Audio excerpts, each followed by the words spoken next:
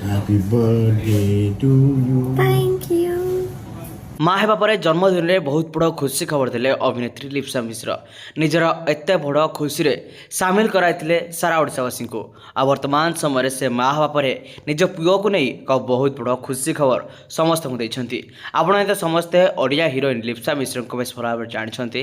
ତାଙ୍କର ଅଭିନୟକୁ ମଧ୍ୟ ବେଶ ପସନ୍ଦ କରିଥାନ୍ତି। ନିକଟ ଅତୀତରେ ସେ ଏକ ପୁତ୍ର ସନ୍ତାନର ମା ବନିଥିଲେ। ଏ ସମ୍ପର୍କରେ ସେ ସୋସିଆଲ ମିଡ଼ିଆ ହ୍ୟାଣ୍ଡେଲରେ ସମସ୍ତଙ୍କୁ ଜଣାଇଥିଲେ।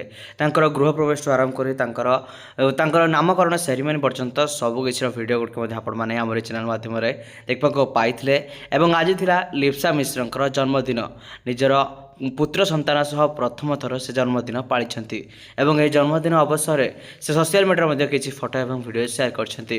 ନିଜ ପୁଅ ସହିତ କିଛି ଖୁସିର ମୁହୂର୍ତ୍ତ ସେୟାର କରିଛନ୍ତି। ଆପଣମାନେ ଅଭିନେତ୍ରୀ ଲିପ୍ସାଙ୍କର ପୁଅର ନାଁ କ'ଣ ରଖିବାକୁ ଚାହୁଁଛନ୍ତି ନିଶ୍ଚିତ ଭାବରେ କମେଣ୍ଟ କରି ଜଣାଇ ରଖନ୍ତୁ। ତେବେ ଆଜି ଥିଲା ଅଭିନେତ୍ରୀ ଲିପ୍ସାଙ୍କର ଜନ୍ମଦିନ। ବେଶ ଧୁମଧାମରେ ନିଜ ପୁଅ ସହ ମିଶି ଜନ୍ମଦିନକୁ ସେଲିବ୍ରେଟ୍ କରିଛନ୍ତି। ଆପଣମାନେ ମଧ୍ୟ ଭିଡ଼ିଓ ଗୁଡ଼ିକ ଦେଖିବାକୁ ପାଇଯାଇଥିବେ। ଆପଣମାନଙ୍କୁ ଲିପ୍ସାଙ୍କର ଅଭିନୟ କେତେ ମାତ୍ରାରେ ପସନ୍ଦ ଆସେ